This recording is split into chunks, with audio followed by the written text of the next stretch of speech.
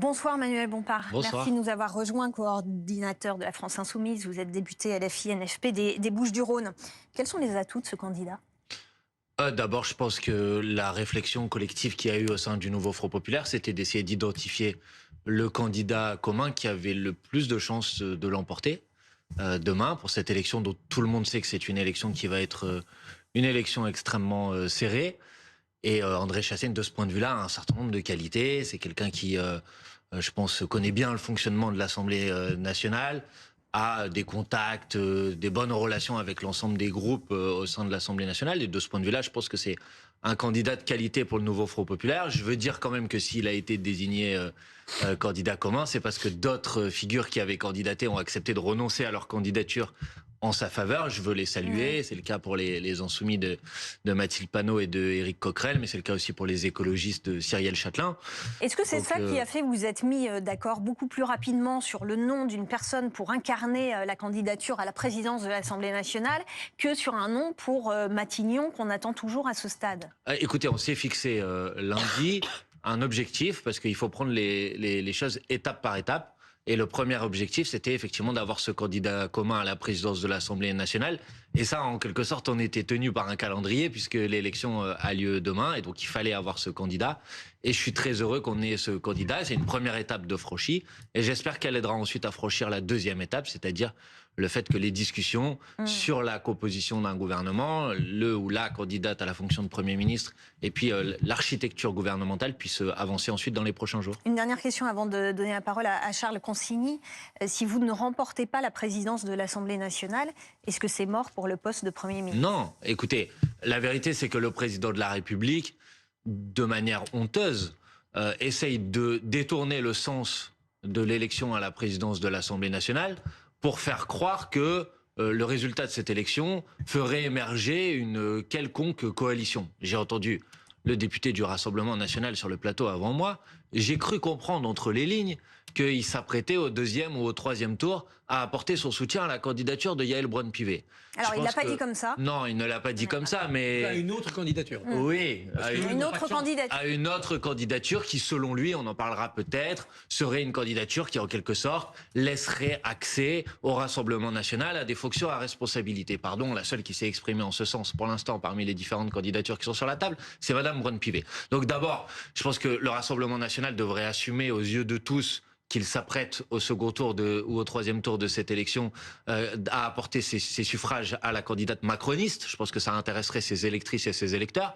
Ça intéresserait d'ailleurs aussi sans doute les électrices et les électeurs macronistes de savoir que Madame Braun-Pivet s'apprête à recevoir les suffrages du Rassemblement national. Je pense que ce serait quand même intéressant pour éclaircir le débat auprès de tout le monde. Donc voilà, je vois ça aujourd'hui.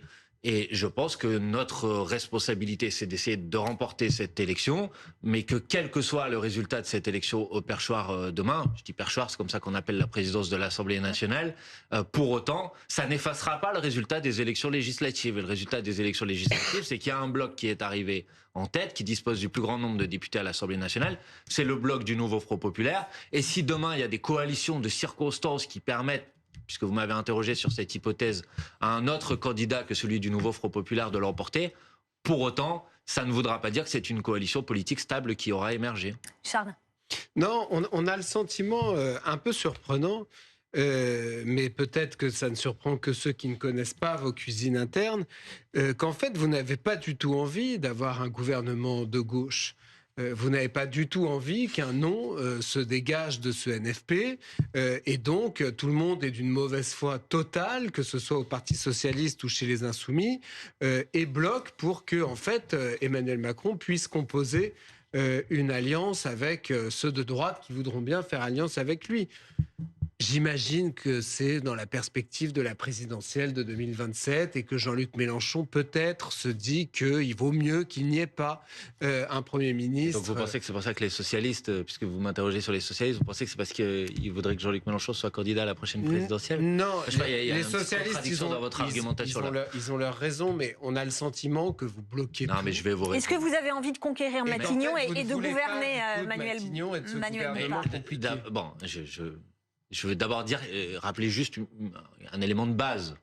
C'est que c'est le président de la République qui, depuis maintenant 10 jours, refuse de faire ce qu'il aurait dû faire s'il respectait le résultat des élections législatives, c'est-à-dire se tourner devant le nouveau front, devant les interlocutrices et les interlocuteurs du nouveau Front populaire pour leur dire qu'opposer un gouvernement, c'est dans ce sens-là que ça marche. Et vous proposez mais il attend un nom. Attendez. Non, mais n'inversez pas les responsabilités. Si le président de la République a besoin de coordonner pour nous informer qu'il a l'intention de respecter le résultat des élections législatives, il peut m'appeler moi, il peut appeler Olivier Faure, il peut appeler Marine Tondelier, il n'y a pas de problème. Donc d'abord, il faut prendre les choses dans le bon ordre. Si vous proposiez un nom, il serait obligé de le faire. Mais ne vous inquiétez pas. Bien évidemment, notre objectif, c'est de pouvoir composer un gouvernement. Je réponds à votre question. Mais le plus rapidement possible, monsieur.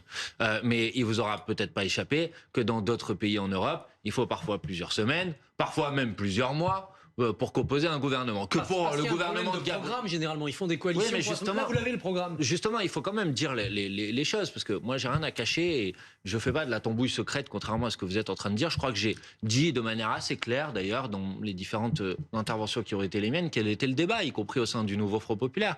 C'est qu'il y a différentes propositions de candidature à la fonction de Premier ministre qui ont émergé, et que la question qui est posée, c'est qu'est-ce qu'on veut faire. Et moi, j'assume de dire que ce que l'on veut faire, c'est un gouvernement du nouveau Front populaire pour appliquer le programme du nouveau Front populaire. Et je sais, j'ai entendu, j'ai vu des tribunes, j'ai entendu le nom de Madame Tubiana qui elle-même avait signé il y a 4 ou 5 jours une tribune dans laquelle elle disait ce que doit faire le nouveau Front populaire, c'est de se tourner vers le bloc macroniste pour construire une coalition et changer le programme. Mais moi, ça, je suis pas d'accord. Est-ce que vous avez vu la proposition de... C'est ça le débat aujourd'hui. Il y a un débat sur ce sujet, mais on va arriver à le résoudre, j'en suis convaincu. Est-ce que vous avez vu la proposition aujourd'hui de Sandrine Rousseau, l'écologiste, membre du nouveau Front populaire, qui dit Huguette Bello, Première ministre, Laurence Toubiana, vice-première ministre en charge de l'écologie, voilà, telle est ma proposition.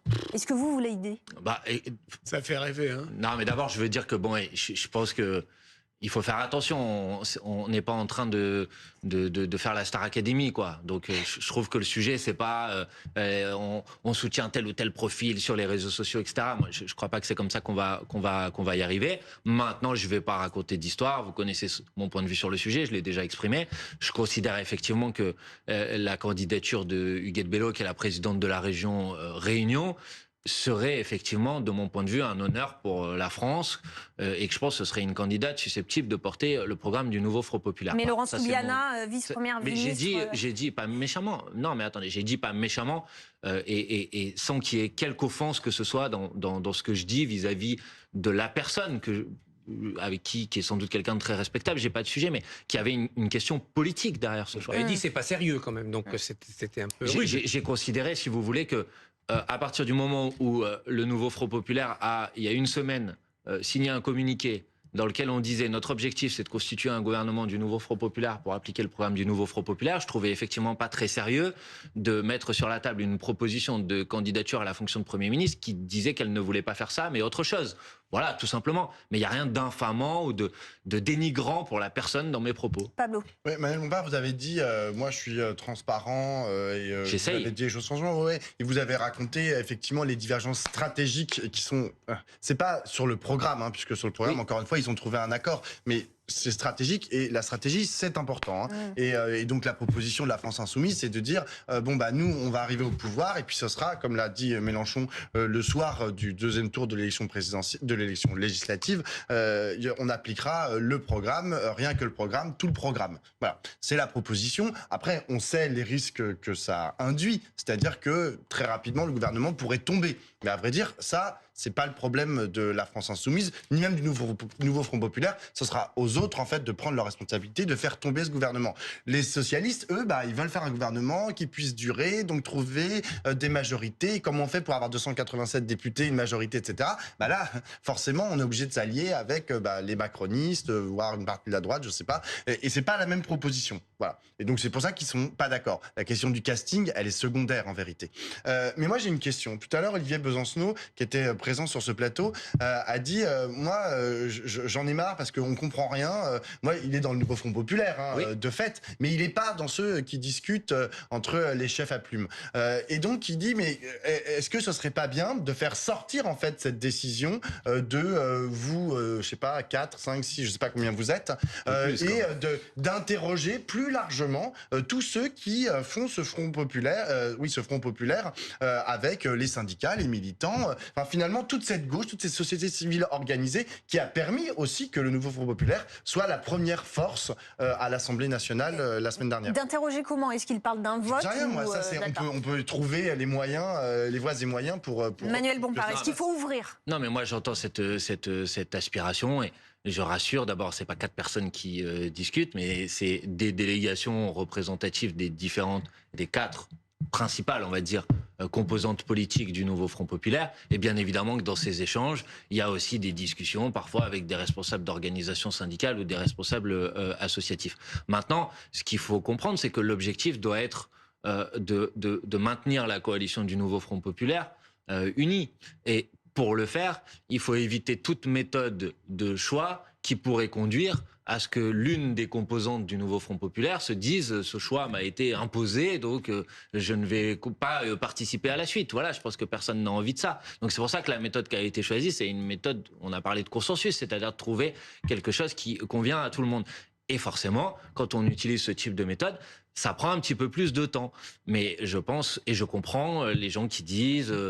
j'ai entendu Marine Tondelier dire « je suis fatiguée ». Moi aussi, je le suis un petit peu, comme beaucoup. Écoutez, je vous propose qu'on l'écoute. Voilà, et puis on se retrouve juste après. Que vous alliez m'interroger sur Marine Tondelier et François Ruffin également. Écoutez. J'ai un peu honte.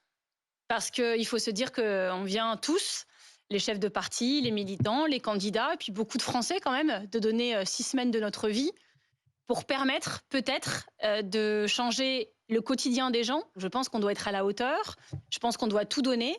Et j'ai la sensation qu'on a tout donné pendant 5 semaines. Mais là, j'ai du mal à être fière cette semaine. Et donc, vous avez raison de dire comment on va appliquer le programme. Chaque action va compter. Il va falloir jouer chaque ballon comme si c'était le match.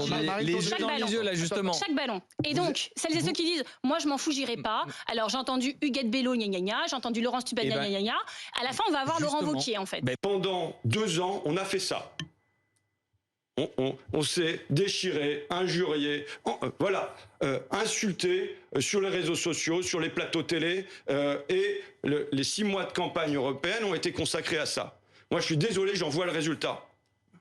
D'accord ? Donc, si on recommence comme ça, on dégoûte les Français. Et tout ce qui est fait là, ça contribue à faire monter le tous pourri, le à quoi bon, la prochaine fois, on reste chez nous.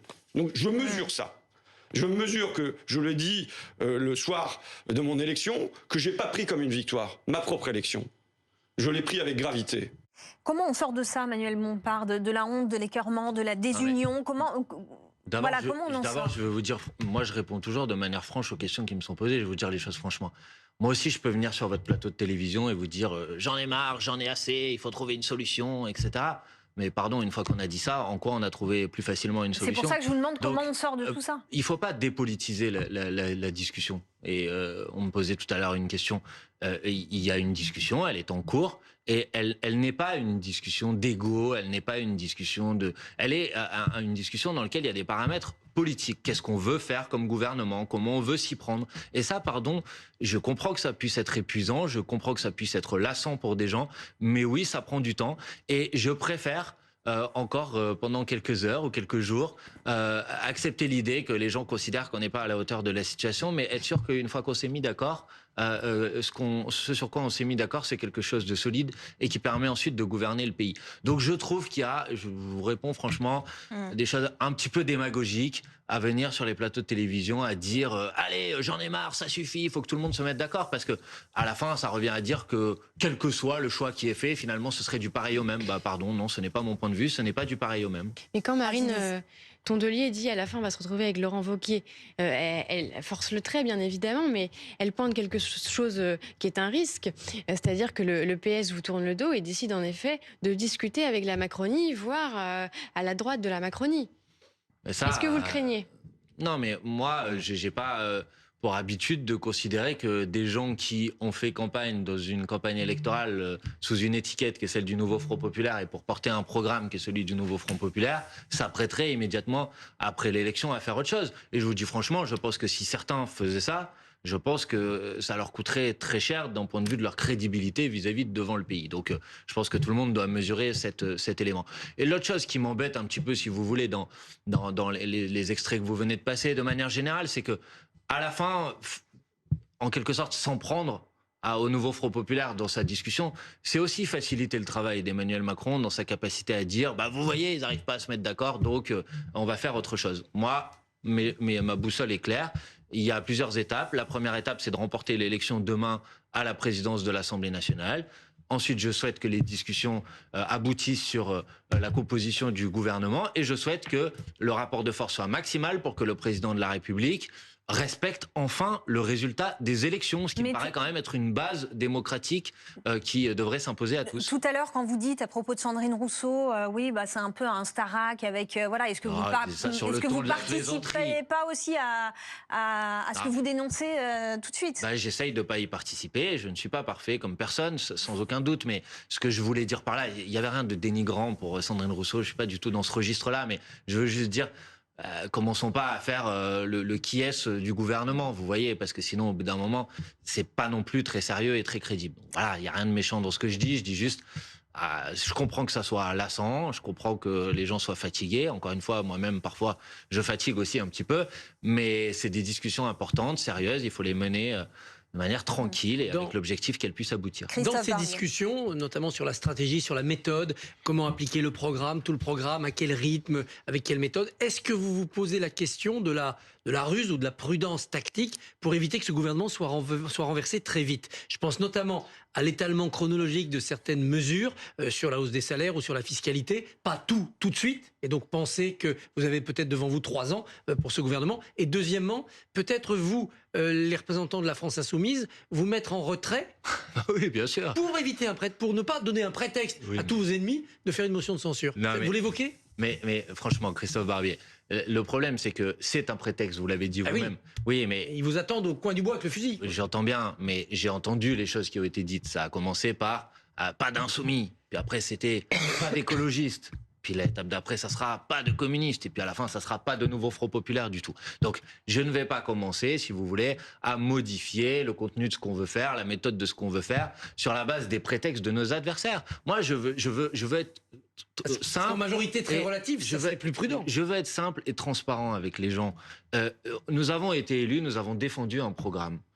Nous ne disposons pas d'une majorité absolue à l'Assemblée nationale, ça n'a échappé à personne. Donc il faut faire des concessions, des compromis, des contours. Mais Christophe Barbier, quand vous avez un bloc politique, le Nouveau Front Populaire, qui par exemple souhaite abroger la réforme des retraites, et que vous avez un bloc macroniste qui l'a mise en place, quand vous avez un bloc politique, le Nouveau Front Populaire, qui veut augmenter le SMIC, et que vous avez un bloc macroniste qui a voté contre toutes les augmentations du SMIC que nous avons proposées à l'Assemblée nationale depuis 2 ans, pourquoi faire croire aux gens qu'il y aurait quelques compromis, que ce soit possible sur ces sujets? Il n'y en a pas. Donc à partir de ce moment-là, il faut assumer son programme, il faut que le gouvernement du Nouveau Front Populaire commence à le mettre en place.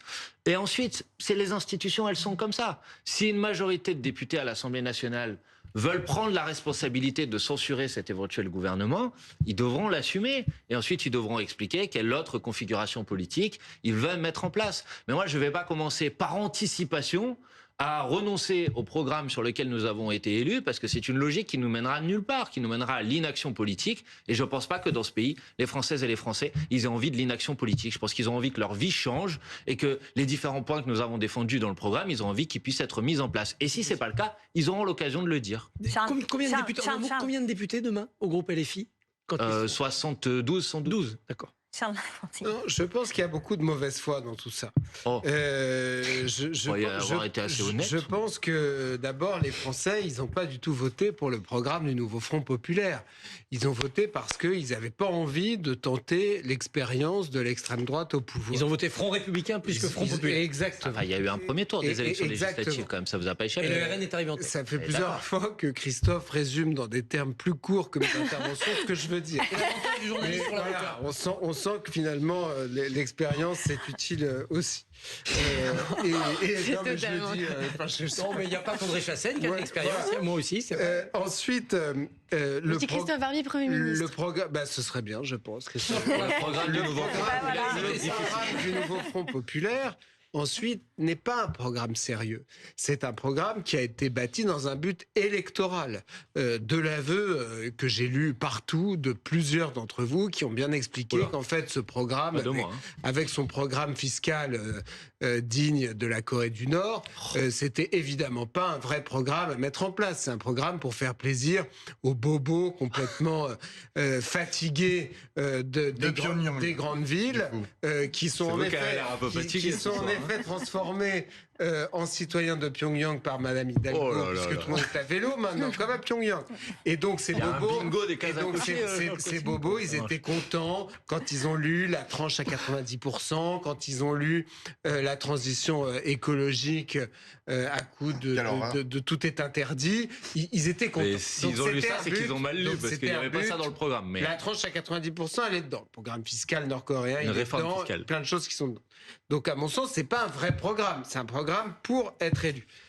Et donc, je pense que ce qu'on constate là, c'est que, au fond, cette coalition de gauche, elle n'est pas sérieuse jusqu'au bout, puisque même l'idée, pour le coup, de prendre le pouvoir, et forcément, pour faire voter ces textes, d'aller chercher des majorités, donc d'amender son programme, donc d'aller vers ce qui est acceptable dans ce programme. Par exemple, je pense que sur l'augmentation du SMIC, en vrai, la gauche pourrait aller trouver des voix au centre-gauche pour voter ça. En fait, ça ne les intéresse pas. Mais j'ai pas dit ça. Mais si, ça ne vous intéresse pas, puisque vous dites que vous voulez appliquer tout le programme du nouveau Front populaire. Et donc, vous ne trouverez jamais de majorité pour ça. Vous venez de dire l'inverse vous-même. Non. Vous venez de dire que sur le SMIC, il est possible de trouver une majorité. Oui, mais vous voulez tout le reste. Mais sur l'abrogation de la réforme des retraites, il est possible de trouver une majorité. Sur l'abrogation de la réforme des retraites, ne dites pas ça, il n'y a jamais une majorité à l'Assemblée pour voter cette réforme. Vous l'aurez avec le RN. Il n'y en aura pas. Il y aura une co-gestion avec le RN et les filles. Non, mais moi, je m'adresse à tous les députés. Il n'y a pas que des députés du RN qui n'étaient pas d'accord. Il y avait aussi des députés LR. Ça vous a il y en avait aussi. Non, il n'y en avait pas un. Non, franchement, il y avait Pradier qui d'autre. Ils ont été 19 à voter la motion de censure quand même. Ils n'étaient pas tout seuls, Pradier. Franchement, là, c'est vous qui êtes un peu de mauvaise foi. Non, mais ça ne vous... Mais vous on verra ce que l'avenir dira. Moi, je pense que vous ne voulez pas gouverner. Si vous appliquez le programme, c'est avec des majorités où il y a du RN et de la droite. Mais non, mais je suis pas en train de vous dire ça. Attendez. D'abord, je réponds à Charles Consigny. Il a le droit, bien évidemment, de penser ce qu'il veut. J'ai aucun problème. Je dis juste, ne dites pas mauvaise foi pour ensuite venir faire quelque chose qui est légitime, qui est un débat politique sur le programme. Vous croyez pas au programme, ça m'étonne pas.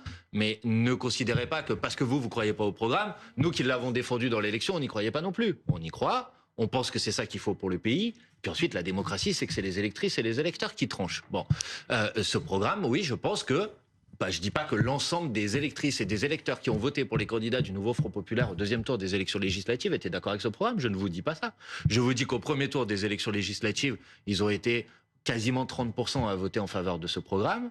Et qu'au deuxième tour, il y a eu un résultat très clair, c'est que les gens ne voulaient pas de l'extrême droite au pouvoir. Et donc oui, il y a eu des députés du nouveau Front populaire qui ont été élus parce que des gens ont voté contre le Rassemblement national, mais il vous aura peut-être pas échappé aussi qu'il y a eu des députés macronistes qui ont été élus parce que les gens ne voulaient pas du Rassemblement national. Et que notre représentation politique, nos voix, elles s'expriment aussi de cette manière.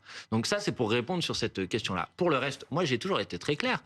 Nous n'avons pas le pouvoir, de toute façon, de faire passer une proposition de loi si elle ne rencontre pas, elle n'est pas soutenue par une majorité de députés à l'Assemblée nationale. Ce que je vous dis, c'est que, de mon point de vue, sur le programme qui est le nôtre, d'abord, il y a des choses qu'on peut faire immédiatement, et puis ensuite, sur un certain nombre de projets de loi, oui, je pense qu'il est possible d'aller trouver une majorité. Sur le fond, si on a une seconde sur le fond, qu'est-ce que vous faites de l'avertissement du FMI sur notre trajectoire budgétaire? C'est très intéressant la question que vous me posez, parce que disent les institutions internationales, FMI, Commission européenne, etc. Même les agences de notation, ils disent la France a un problème de recettes. Les agences de notation, elles disent ça. On n'a pas de problème de dépenses en France. Non, pas du tout. On ne dépense pas suffisamment d'ailleurs. Ah bon, d'accord. Non, on ne dépense pas suffisamment. Quand vous voyez l'état de nos services publics, de notre système de santé, de notre système d'éducation, non, on ne dépense pas suffisamment. Et les agences de notation elles-mêmes disent qu'il y a un problème de recettes en France. Et pourtant, on est le pays le plus taxé de l'OCDE. Et vous savez pourquoi? Parce que depuis que Macron est arrivé au pouvoir, les différents cadeaux qu'il a fait ont fait s'asseoir le budget de l'État sur 50 milliards d'euros de recettes par an. Donc ça, c'est la vérité mathématique, numérique, chiffrée, documentée. Donc moi, j'assume de vous dire... La vérité, c'est aussi qu'on est le pays le plus taxé du monde. Mais ça veut rien dire. Vous comparez... Attendez, vous pour comparez... ceux qui payent des impôts, ça veut dire quelque chose. Mais non, ce n'est pas vrai ce que vous êtes en train de dire et ça dépend avec quoi vous comparez. Si vous comparez ce qu'on dit parfois, les prélèvements, et qu'on agglomère les prélèvements de toutes sortes, c'est-à-dire la fiscalité, les cotisations. Mais alors, comparez à services équivalents. Parce que vous comparez avec des pays dans lesquels, par exemple, il n'y a pas de sécurité sociale. Eh bien oui, mais à un moment, il faut être un peu honnête dans les déclarations. Mais si vous voulez un service de santé qui ressemble à celui des États-Unis, allez-y, défendez ça pour le pays. Mais on compare avec la Scandinavie aussi. Est-ce que vous voyez, il n'y a pas ce problème. Vous voyez beaucoup d'Américains qui font le voyage pour s'installer en France pour pouvoir bénéficier de la sécurité sociale ou pas? Non, mais attendez, Charles Cossini. Non, mais ça fait un pays qui attire des gens venus des pays libéraux. Vous êtes là. C'est plutôt le contraire. Là, vous l'êtes pas, mais vous avez été dans le combat politique. J'ai aucun problème, c'est la démocratie. Allez devant. Attendez, mais je réponds à votre question. Est-ce qu'il y a beaucoup d'Américains qui s'installent en France? Allez devant les Françaises et les Français. Dites-leur que vous voulez plus de la sécurité sociale et que vous voulez un service d'assurance maladie et un service santé qui soit un service assurantiel qui ne se repose pas sur les cotisations. Défendez-le devant les Français. Mais je crois pas que c'est ce que les Français veulent. Ça ne peut pas justifier, si vous voulez, je vous dis, quand vous comparez des pays, comparez-les à services équivalents. Sinon, faites une comparaison qui est une comparaison de mauvaise foi. Et là, c'est vous qui êtes de mauvaise foi, pas moi. Je constate que les gens qui habitent dans les pays que vous brocardez... Mais je ne les brocarde pas, je dis que c'est pas dans lesquels il y a moins d'impôts. C'est pas le système que je veux pour la France, tout simplement. Je constate que ces gens-là ne viennent pas en France. Alors que l'inverse n'est pas vrai. Et parce que toi, il y a beaucoup de Français qui partent pour des pays libéraux. Voilà, parce que Charles Consigny est persuadé que les gens viennent en France uniquement pour la sécurité sociale. Eh ben non, en fait, c'est pas pour ça. Il y a une foultitude en fait de paramètres qui font que les gens se déplacent d'un pays. Tu vois beaucoup de gens venir de pays. Pas, ils viennent piquer nos allocs. On accueille beaucoup d'immigration des États-Unis. Mais en vérité, là où ce qui alors c'est un débat politique. Il y a plein de Français qui quittent la France parce qu'ils n'ont pas plus ce système. Mais non, il y a beaucoup de Français qui quittent la France parce qu'ils ont l'impression de ne pas reconnaître le pays dans lequel ils vont même à Dubaï parce qu'ils ont l'impression qu'ils n'en peuvent plus de votre système soviétique.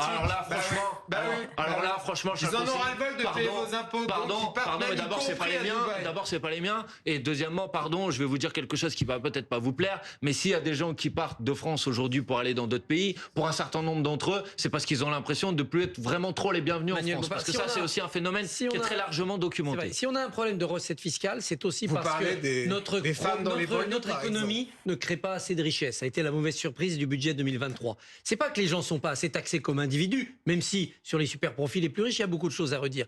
C'est que notre économie doit produire des richesses, augmenter le PIB pour que l'État, qui prélève des taxes sur la richesse créée, en profite. Or, est-ce que vous êtes sûr qu'avec votre programme, notamment la hausse du SMIC, on peut pas parler comme ça. Non, mais on peut pas dire que c'est pour que l'État en profite. Non, c'est pour que nous tous nous puissions en profiter par la sécurité sociale, en dépensant bien dans de bons services publics. Pour l'instant, on a la pression, on n'a pas les bons services publics. Christophe Barbier, vous savez que 50% de l'économie du pays, elle est liée à la consommation populaire.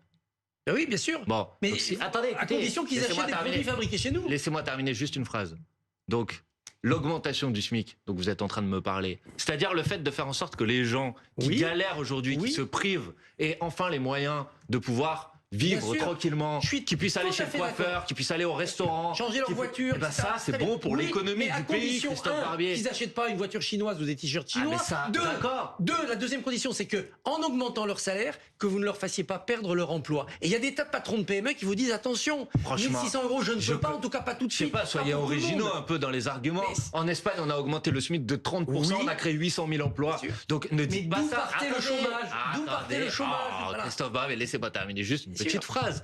Je vous dis, ce n'est pas vrai de dire que l'augmentation du SMIC va détruire des emplois, ça va en créer, premièrement. Deuxièmement, vous avez raison, il faut que cette consommation, elle soit une consommation nationale. Honnêtement, sur l'alimentation, ce dont on est en train de parler, sur les services, sauf à me dire que les gens vont aller au supermarché à Singapour ou aller chez le coiffeur à Berlin, parce que je crois pas que vous allez me défendre ici sur ce plateau. Il y a parfois de l'importation alimentaire de pays lointains, mais bon, je vous dis que essentiellement l'augmentation du SMIC va profiter à l'économie française et que pour le reste notre programme il est complet et que effectivement dans notre programme on défend aussi des mesures pour ce qu'on appelle la relocalisation de l'activité économique, c'est-à-dire de faire en sorte que, y compris du point de vue des biens d'équipement par exemple, il y ait davantage de production en France. Et Vous des voyez allégements de charges pour les PME. Mais non, mais arrêtez avec tout de suite les allégements de charges, les allégements de charges. Pour ceux qui créent des emplois. Je vous dis d'abord que l'augmentation du SMIC, elle sera bonne pour les petites et les moyennes entreprises, pour les artisans qui vont en profiter dans leur carnet de commandes, que l'ensemble de notre programme va être bon pour eux. Parce que par exemple, quand on dit qu'on va bloquer le prix de l'électricité, quand vous savez à quel point l'explosion des factures d'électricité a fait beaucoup de mal à de nombreux artisans, à de nombreux boulangers, à de nombreuses petites et moyennes entreprises, il faut voir le programme dans sa globalité, pas prendre une mesure sans regarder les autres. Et oui, la globalité du programme, je pense qu'elle est bonne pour le pays, tout simplement. Et ce programme, il a suscité beaucoup d'attentes. On a aujourd'hui dans notre sondage ELAB 66% des électeurs du NFP qui disent mais c'est beaucoup trop long là, il faut avancer, il faut avoir ce nom de Premier ministre. Vous leur dites quoi à ces 66% d'électeurs? Je crois que j'ai essayé, je ne sais pas si je les ai convaincus, mais j'ai essayé de leur répondre en leur disant je comprends qu'il puisse y avoir cette lassitude ou cette attente. Je leur dis en même temps que c'est normal de prendre du temps pour travailler sur un dispositif qui soit un dispositif sérieux. Et mais est-ce qu'il ne faut pas une deadline? Est-ce qu'il ne faut pas et qu'il vaut mieux prendre 2-3 jours de plus pour être sur quelque chose qui est quelque chose de sérieux que d'avancer avec quelque chose où on se rend compte que tous les points n'ont pas été bien discutés entre nous et que ça soit un attelage qui soit un attelage brinque-ballant, parce que ça, je pense que ça sèmerait beaucoup de déception dans le pays. Donc je comprends cette impatience, je la partage aussi pour être tout à fait honnête, mais faisons en sorte que dans les prochains jours, je l'espère, on puisse aboutir. Pablo. Mais du coup, quand on est électeur ou électrice du nouveau Front Populaire, qu'est-ce qu'il faut qu'on fasse là? Est-ce qu'il faut qu'on regarde le Tour de France et qu'on aille à la plage, ou est-ce qu'il faut faire comme l'appelle la CGT par exemple, à aller demain se mobiliser pour que vous trouviez un nom, parce que c'est quand même un des paramètres de l'appel, c'est se mobiliser pour que le nouveau Front Populaire trouve un nom. Oui, je pense. D'abord, l'appel à manifestation qui a été publié par les organisations syndicales, la CGT en l'occurrence, demain devant l'Assemblée nationale, elle demande d'abord, parce que je voudrais quand même rappeler que c'est le point principal, le respect du résultat des élections législatives. C'est-à-dire que le président de la République fasse quand même quelque chose qui devrait être la base, c'est de se tourner vers nous et de nous demander de composer un gouvernement. Si après on n'est pas capable de composer un gouvernement, il pourra dire je me suis tourné vers eux, ils en sont pas capables. C'est le rôle de la CGT de faire ça et de demander ça?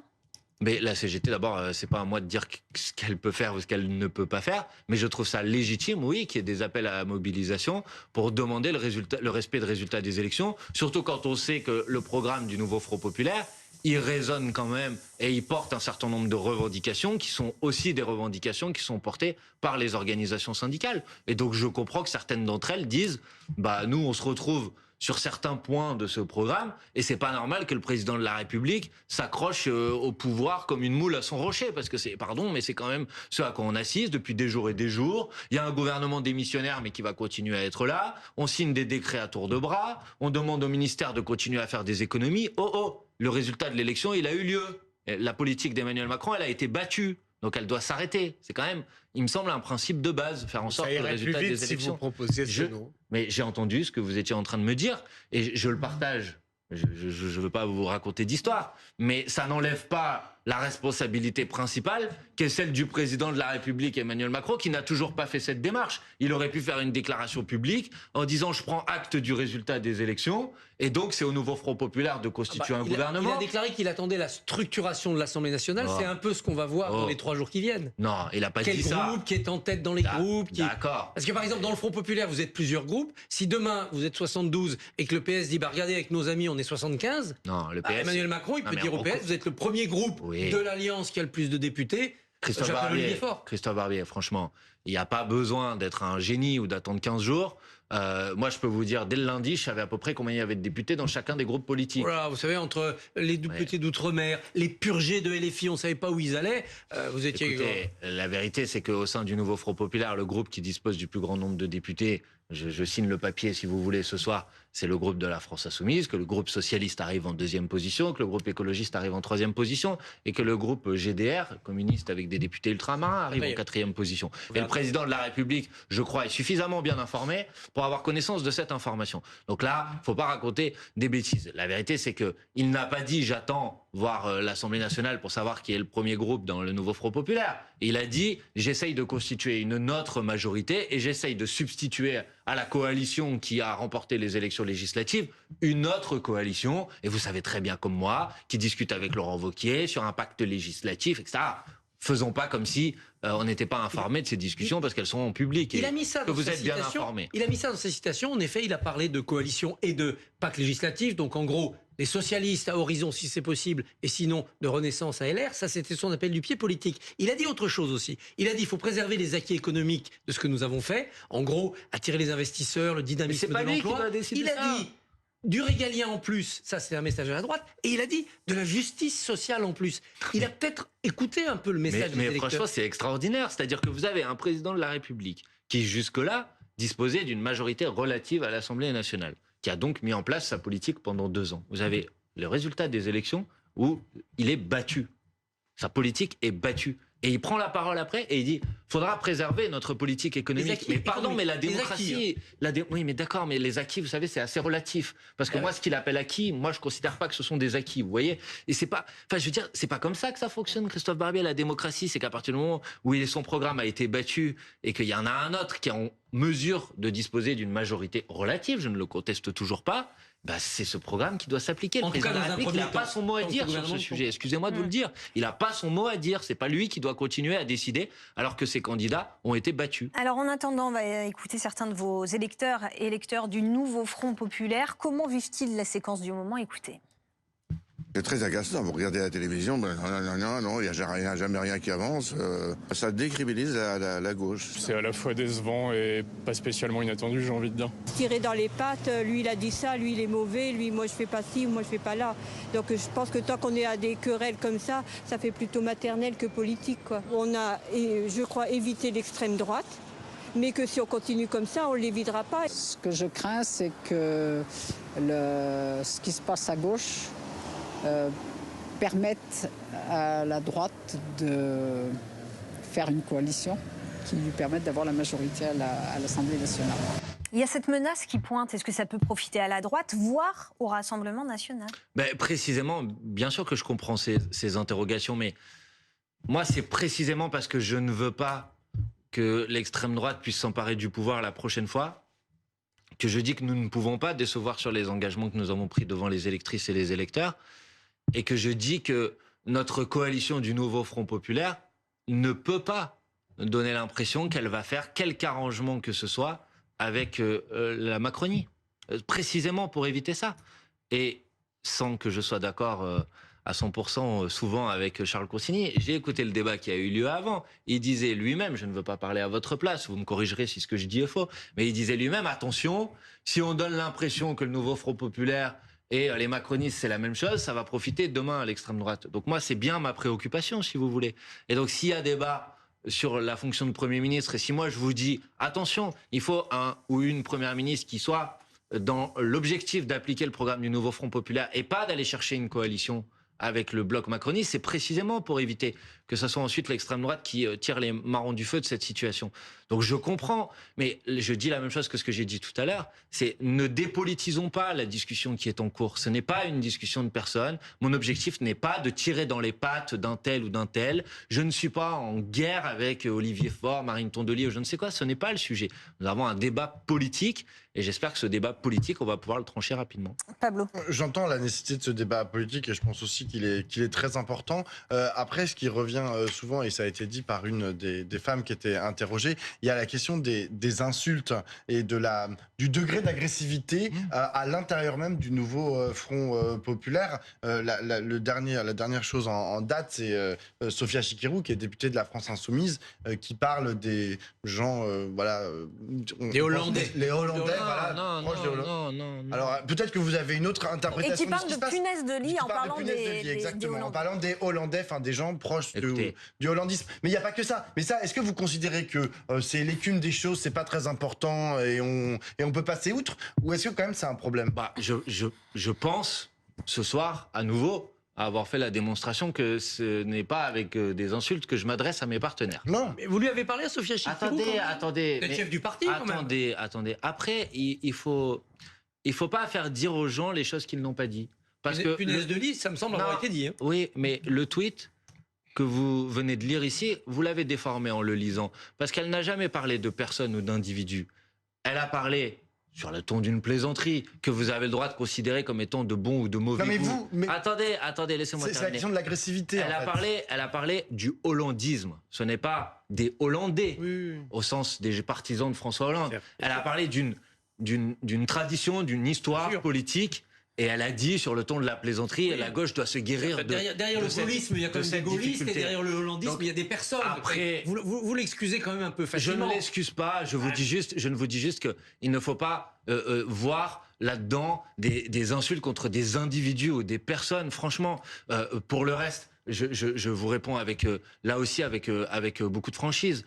Je vois bien à quel point on essaye de semer de la discorde et de la division au sein du nouveau Front Populaire en essayant d'aller prendre chacun des mots, parfois bons, parfois moins bons, qui peuvent être faits par les uns et par les autres. Donc je n'ai pas du tout l'intention de contribuer à cette division. Je vais lire juste la réponse de François Hollande, interrogé par un journaliste. Il a dit « Je connais bien Sophia Chikirou, je l'ai exclue du PS en 2007 car elle avait appelé à voter Nicolas Sarkozy. » Qu'est-ce que vous voulez que je vous dise? Je connais bien François Hollande. Et je fais partie de ceux qui ont constitué le parti de gauche avec Jean-Luc Mélenchon en quittant le Parti socialiste parce que je ne me retrouvais pas dans sa politique. Vous voyez? Donc, ça va être bien les réunions interministérielles. Je pense que François Hollande, par contre, j'ai le droit de le dire sans que ça soit infamant pour l'individu, mais je pense que sa politique a fait beaucoup de mal à la gauche. Ça, je le pense vraiment. Si je puis me permettre, elle a répondu, Sophia Chikirou, à la réponse de François Hollande. Oui, et elle a dit, oui, mais en fait, c'est pas pour ça que j'ai été viré, et il le sait très bien, j'ai été viré parce que je dénonçais les tambouilles avec Laurent Fabius. Bon, je sais pas qui a raison, hein, j'étais pas là, mais je tenais juste à dire que... Voilà, la passe d'armes, c'est poursuivi. Azilis. Moi, je suis plutôt d'accord avec Manuel Bompard sur un point, c'est-à-dire que je crois en effet que dans la vie politique, il faut des oppositions réelles, des programmes différents pour que les gens puissent avoir réellement une vie démocratique vivante finalement et puissent voter pour le programme qui leur semble le meilleur. La difficulté aujourd'hui, c'est qu'on est dans une situation de blocage total. Et je trouve, de ce point de vue, que ce qu'a proposé Laurent Wauquiez n'est pas une compromission, mais véritablement un compromis. Il fait un pacte législatif en disant voilà ce qu'on demande aujourd'hui à la Macronie s'ils acceptent nos propositions d'alliance, c'est-à-dire alors moi je trouve que c'est assez affligeant par ailleurs parce que je pense que cette droite-là n'a pas compris pourquoi elle n'est plus au pouvoir aujourd'hui. Donc leur première mesure, c'est revaloriser le travail en tapant sur les assistés qui seraient donc ceux qui reçoivent les allocs. Ça, je trouve ça affligeant et donc je trouve que LR n'a toujours pas compris pourquoi le Rassemblement national leur avait piqué leur voix. Mais ensuite, ils expliquent qu'ils veulent améliorer les choses sur la sécurité, sur l'immigration. Donc, ce sont vraiment des mesures de droite. Et on entendait hier Carl Olive sur ce plateau qui expliquait que finalement, il était d'accord avec toutes les propositions de Laurent Wauquiez. Et là, je trouve qu'ils font un pas supplémentaire en nommant Philippe Juvin, qui, on le sait, est quelqu'un qui est de centre-droit, qui est totalement compatible avec une partie de la Macronie.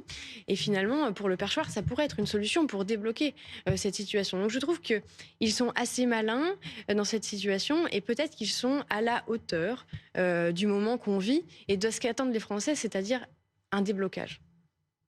Christophe ? Le Front populaire a gagné le droit à la priorité.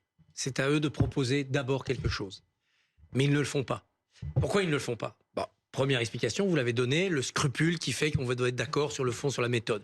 Autre explication, qui est la mienne, la France insoumise veut plumer la volaille socialiste, selon le vieux mantra. Mais vous êtes extraordinaire. En fait, on peut vous dire n'importe quoi, vous continuez à rabâcher ce que parce que je vois dans chacun de vos actes admettez un peu de sincérité dans ce que je dis, depuis 2017, je vois votre volonté, vous l'avez dit tout à l'heure, pourquoi vous avez créé le Front de gauche, qui est devenu la France insoumise ? Parce que vous voulez en finir avec ce parti social-démocrate qui, selon vous, n'est pas la vraie gauche. Vous êtes en train de livrer le dernier acte, vous pouvez en les bloquant dans l'accession au pouvoir ou en les emmenant à une motion de censure inévitable, vous pouvez les discréditer définitivement. Il ne restera plus alors qu'une gauche, la vôtre. La gauche révolutionnaire et qui a l'honnêteté de le dire. Vous ne voulez pas améliorer les choses petitement, négocier, réformer, chercher des compromis. Vous voulez renverser. Un régime qui ne vous plaît pas, la Ve République, une économie qui ne vous plaît pas, le capitalisme. Et c'est votre cohérence. Oh, vous n'avez pas le couteau entre les dents. Je ne dirais pas cela. Vous êtes des révolutionnaires de la révolution citoyenne, puisque vous l'appelez ainsi. Exactement. Donc vous avez une autre méthode. Mais la finalité, pas par les élections en les gagnant, par les élections en créant une ingouvernabilité qui amène une forme de chaos dont jaillit de la lumière. Bah, franchement, c'est ça votre... Christophe Barbier, je sais pas, c'est un bon roman là, ce que vous êtes en train de dire. Mais je retrouve aussi cela dans votre souci. Pas des procès d'intention. Non, mais votre souci que la rue vienne à la rescousse des urnes, s'il y a une paralysie. J'y vois cette volonté et ce projet révolutionnaire. Encore une fois, je ne vous le reproche pas. Vous êtes plus cohérent que la gauche socialiste qui dit rose et qui fait rouge et qui ne sait plus comment avoir honte de son passé. Je peux vous répondre. Bon, d'abord, je veux dire, parce que je vois bien la manière d'essayer de nous faire passer pour ce que nous ne sommes pas. Que nous sommes effectivement partisans de ce qu'on appelle la révolution citoyenne. Et la révolution citoyenne, c'est le fait de remporter des élections pour pouvoir appliquer un programme qui, oui, par contre, je vous le concède, va transformer la société de manière très importante et radicale. Ça, c'est vrai. Je ne vous le conteste pas. Oui, bien évidemment, pour un processus de transformation de la société, ça s'appuie sur des élections et puis aussi sur des mobilisations. Mais ça, c'est pas nouveau. On parle du nouveau Front populaire. Le Front populaire, il s'appuyait aussi sur des grèves, sur des manifestations. Déjà, ça n'a rien d'extraordinaire ou de particulièrement choquant de se battre pour cela. Quant à l'utilisation du terme révolution que vous utilisez ici, moi, ça ne me dérange pas pour essayer de faire peur aux gens. Je vous rappelle que Emmanuel Macron avait écrit un livre qui s'appelait Révolution avant 2017. Livre de campagne, 2017. Donc, bon, vous voyez, je veux dire, chacun peut mettre ce qu'il veut derrière ce mot. Mais là où je voudrais pas vous donner raison, c'est de faire croire aux gens qui nous écoutent que finalement on n'en aurait rien à faire de leurs existences et qu'on ne mènerait qu'un projet politique à long terme pour essayer. Non, moi, c'est pour ça que je discute depuis des jours et des jours pour essayer de constituer ce gouvernement du nouveau Front populaire, parce que je pense qu'il y a des gens qui ont des attentes très importantes et que vous pouvez ne pas être d'accord avec moi, mais reconnaissez au moins ma sincérité de dire que mon objectif, c'est d'essayer de transformer la vie des gens. Vous pouvez considérer que c'est pas bien ce là, que je vous propose. accorde cette sincérité. Ce que je ne comprends pas, c'est que dans la sincérité d'atteindre vos objectifs, vous faites l'impasse complète sur le chemin, c'est-à-dire vous creusez la tombe de votre projet. Vous êtes en train d'installer les conditions de votre échec parce que vous voulez tout de suite en étant vous-même LFI au gouvernement. Et que donc vous êtes en train d'armer le fusil de vos opposants pour qu'ils ne vous laissent pas appliquer votre projet. Mais il y a une contradiction là. Entre être aussi attaché à un projet et à tout faire pour qu'il n'arrive jamais, parce que vous aurez une majorité contre vous immédiate pour une motion de censure. Mais Christophe Barbier, le projet politique macroniste et le projet politique du nouveau Front populaire, ils sont contradictoires. Bien sûr. Et je ne vous demande pas de négocier pour introduire du macronisme, je vous demande d'être malin sur le calendrier de vos réformes. Je ne veux pas dire que je le suis, ce serait un peu arrogant de ma part, mais laissez-nous l'opportunité de démontrer qu'on peut l'être. Vous allez à la motion de censure. Mais non, mais de pas cette motion de censure, vous tirez la leçon que ces institutions sont illégitimes et qu'elles piétinent le choix du peuple. Arrêtez de faire à ma place des plans sur la comète. Christophe Barbier, si demain un gouvernement du nouveau Front populaire augmente le SMIC, abroge la réforme des retraites, je sais, Charles Consigny va s'évanouir, mais c'est pas grave, je le propose quand même, introduit une taxe sur les super profits. Ce gouvernement-là, admettez l'idée que je puisse penser, peut-être que je peux me tromper, que ce gouvernement sera populaire dans le pays. Et que donc, le coût politique de ceux qui, à l'Assemblée nationale, voudraient le censurer et le faire tomber, soit un coût politique qui soit très important. Mais il le fera avant même que vous ayez appliqué ces politiques que vous sur le thème. Et les filles est dans le gouvernement, ça n'est pas acceptable compte tenu des positions la responsabilité de l'instabilité gouvernementale. Mais chacun doit assumer ses responsabilités. Et c'est là où je vous retrouve, c'est-à-dire que puisque vous savez que ça va se passer comme ça, c'est cette instabilité gouvernementale, c'est le chaos dont vous espérez. Mais je ne l'espère pas. J'espère que le gouvernement puisse tenir et mettre en place sa politique. Mais je ne peux pas par avance anticiper le fait que les autres vont menacer de nous censurer pour ne rien faire. Donc c'est la dignité de la politique, c'est que chacun assume ses responsabilités. Allez, en plus, Moi, j'assumerai les miennes et tout le monde assumera les siennes. Rapidement, Pablo. Les révolutionnaires du chaos, excusez-moi Christophe, mais c'est plutôt les macronistes, hein, avec Emmanuel Macron qui a quand même provoqué cette dissolution, qui a mis tout le monde j'allais dire dans l'embarras, mais dans la panade. Et donc les premiers, c'est eux. Non, le responsable, je suis tout à fait d'accord. Je voudrais C'est lui juste à revenir 100%. sur C'est même pas les macronistes, ils étaient contre. On vous ce écoute, que dit Manuel Bompard, en vérité, c'est assez simple. Christophe il s'ingénie à essayer de transformer les propositions du nouveau Front Populaire et de Manuel Bompard en promesses qui ne pourraient pas être tenues. Non, c'est juste des propositions. Après, les Français, ils font ce qu'ils veulent. S'ils n'ont pas envie, ils disent « Ah, mais c'est horrible, c'est le pays le plus taxé du monde » ou je sais pas quoi. Bah oui, très bien. Mais si les Français votent pour être taxés parce qu'ils ont envie d'être taxés, ça veut dire mettre de l'argent. Mais là, ils n'ont pas voté pour ça. Mais si, il va falloir au bout d'un moment, c'est la proposition du nouveau Front Populaire. Ils ont voté contre le RN. Rentre-le dans ta tête. Ils ont voté contre le RN. En réalité, en cas de barrage, c'est davantage Ensemble qui a bénéficié du barrage que la France Insoumise et le nouveau Front Populaire. Les gens de gauche votent par conviction. Ils n'ont pas voté pour les macronistes non plus. Et oui, mais alors, non, mais parce que les gens de gauche font barrage et sont capables de voter ensemble. Mais en réalité, il y avait une infographie très bien faite dans le Figaro, détaillée par Guillaume Tabar, qui expliquait que les macronistes ne se sont pas tournés vers la gauche nécessairement et que le RN, face à la gauche, a plutôt progressé même. Donc ça montre bien que quand les députés du NFP ont été élus, c'était plutôt par conviction, et c'est une femme qui travaille dans des journaux de droite qui vous le dit, donc avec beaucoup d'honnêteté intellectuelle. Et ce qui est important dans ce que raconte Manuel Bompard, c'est que et d'ailleurs c'est le cas de tout nouveau Front Populaire, tout le monde est d'accord en fait sur le programme. C'est la grande réussite de la France Insoumise depuis 2017, c'est d'avoir réussi à remettre la gauche à gauche, y compris le Parti Socialiste, puisqu'ils ont validé le programme du nouveau Front Populaire et de la NUPES. Sur la stratégie. Là, il y a un problème. Et c'est ça, Manuel Bompard dit, c'est ça, faire de la politique. Il a raison. Ils sont pas d'accord sur la stratégie. Mais c'est les voies et les moyens pour arriver, en fait, à changer véritablement la vie des gens. Mais je vais te dire, c'est moins compliqué que de changer, que de réussir à remettre la gauche, qui était quand même partie sacrément à droite sous François Hollande. C'est moins difficile aujourd'hui à accorder les violons stratégiques. Après, il faut le faire. Et pour l'instant, ils n'y arrivent pas. Ils n'y arrivent pas encore. Mais là, on leur a donné juste 10 jours. Peut-être que dans 15 jours supplémentaires, et c'est bon. Vous allez y arriver. Mais il y a des étapes qu'on franchit. Vous voyez qu'on a réussi à s'accorder rapidement, et c'était mon souhait premier. J'ai exprimé ça lundi sur la candidature commune à la présidence de l'Assemblée nationale. C'était pas une évidence. Nous, les Insoumis, on avait toujours dit qu'on serait jamais du côté du problème, et toujours du côté de la solution. Nos candidats se sont retirés pour faire en sorte qu'il puisse y avoir une candidature commune. Je pense qu'on a montré notre responsabilité. Alors qu'André Chassaigne était contre la candidature Mélenchon, soutenue par les communistes, en 2017, je crois. Oui, mais là, vous avez fait un signe. Vous voyez, oui, mais il faut montrer que chacun doit faire des pas. On en a fait, et j'espère que les autres en feront aussi dans la suite de ces discussions. Et ce sera le mot de la fin. Merci beaucoup. Merci à vous. Merci Manuel Bompard d'être venu sur notre plateau.